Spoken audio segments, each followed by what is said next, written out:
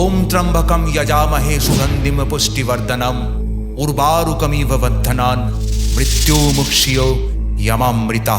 সৃষ্টিচক্রের তিন শক্তির নাম হলো ত্রিদেব, ব্রহ্মা, বিষ্ণু, মহেশ্বর। ব্রহ্মার সন্তুষ্টির জন্য প্রয়োজন শুদ্ধ ভক্তি, কিছু বিধি, কিছু নিয়ম। বিষ্ণু সন্তুষ্টির জন্য প্রয়োজন কর্ম আর জ্ঞান। কিন্তু তৃতীয় শক্তি মহেশ্বরের প্রয়োজন সামান্য বেলপাতা, গঙ্গার জল আর একটা পরিষ্কার মন। শিব পুরাণ ঘাটলেই এই তৃতীয় শক্তি অর্থাৎ মহেশ্বরের একটা নাম বারবার করে উঠে এসেছে, যেটা হলো আশুতোষ। সংস্কৃত এই নামের মানে হলো আশু অর্থাৎ দ্রুত আর তোষ অর্থাৎ আনন্দিত কিংবা তৃপ্ত হওয়া। যিনি খুব তাড়াতাড়ি এবং অতি সহজেই প্রসন্ন হয়ে যান, তিনি হলেন আশুতোষ। ওনাকে ভোলে বাবা বলে ডাকি কেন জানেন? কারণ তিনি সরল, তিনি নির্লোভ, তিনি অহংকারহীন।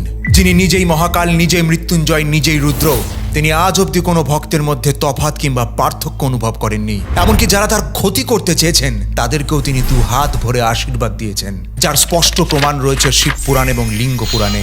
রাবণ কৈলাস পর্বত তুলতে গিয়ে শিবের রোষের শিকার হন, কিন্তু পরে কঠোর তপস্যা করে শিবকে সন্তুষ্ট করে চন্দ্রহাস খড়গ লাভ করেন।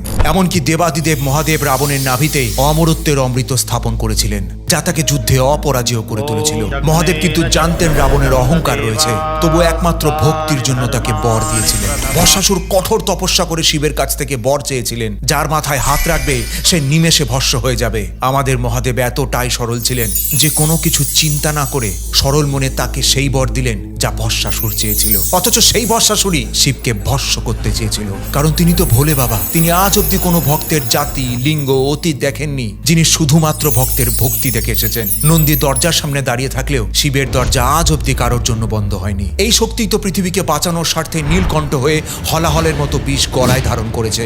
এই শক্তিই তো প্রতি মুহূর্তে ছাই ভস্ম মেখে শ্মশানে ধ্যান করে বোঝান রাজা, প্রজা, ধনী, গরিব, দিনের শেষে সব আত্মাই তো এখানে সমান।